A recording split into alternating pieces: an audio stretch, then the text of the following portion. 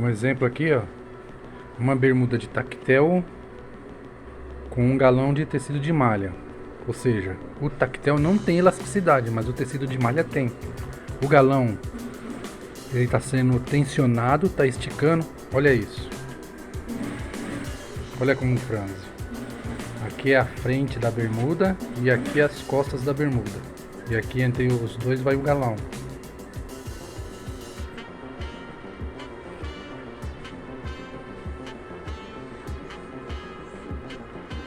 Para que se entenda. Ô Mara, segura o celular aqui, filmando aqui pra mim a bermuda aqui. Segura aqui pra mim. Para que se entenda, vocês não estão vendo como que o galão está sendo tensionado. Se ele passa tensionado, ele passa na máquina assim. Ele passa na máquina assim. Depois que sai da máquina, ele perde a tensão e ele faz isso, ele franze. Então, aqui a gente vê o que está causando o franzido no tecido, nesse tipo de tecido.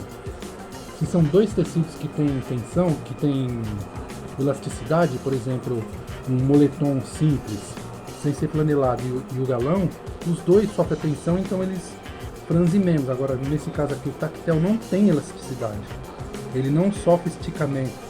Agora o galão sofre, aí quando ele perde esticamento ele franze o tactel. Fica horrível. Mais uma dica, se você colocar o tecido aqui e depois começar a costurar, ele enrosca no calcador, ele não vai, ele não consegue puxar direito. O certo é você com a máquina em movimento colocar o tecido, ó, como ele vai suave, tá vendo?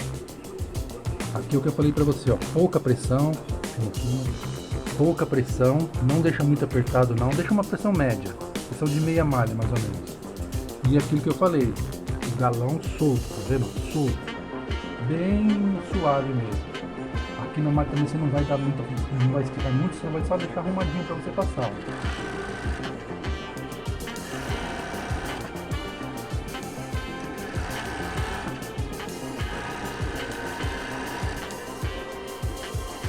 Olha a diferença.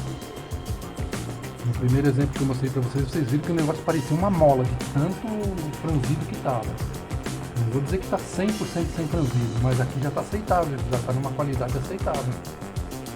Já melhorou aqui o que? 80%. Viram? Essa é a oficina da Mara. Aqui eu já apresento uma bermuda costurada, olha a diferença.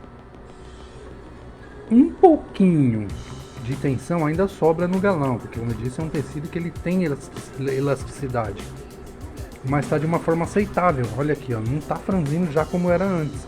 Isso aqui na hora de costurar dá uma esticadinha e fica perfeito, ó. Qual a técnica usada? Primeira coisa, no diferencial da galoneira, aqui ó, quanto mais para baixo você deixar, mais o dente vai jogar tecido. Quanto mais para cima, menos ele vai jogar. Então eu deixei aqui, ó. Deixa eu ver se eu foco melhor aqui, ó. Aqui.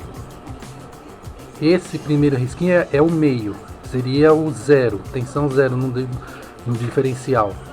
Eu deixei dois risquinhos para menos, ou seja, vai jogar menos tecido, vai jogar menos tactel, então o tactel não vai tensionar tanto o galão, porque o tactel vai andar um pouquinho mais devagar, ele não vai andar na velocidade normal dele, rápido, ele vai jogar, como ele vai andar um pouco mais devagar, o galão mesmo que ele sofra uma tensão e depois ele encolha, o tactel já vai compensar essa diferença.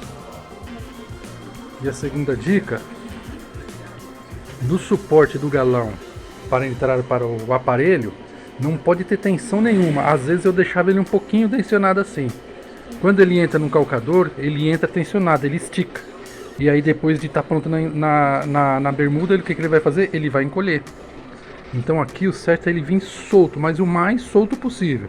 Você não vai deixar muito porque senão vai te atrapalhar a costura, mas deixando assim, solto, que aí ele entra praticamente sem tensão nenhuma.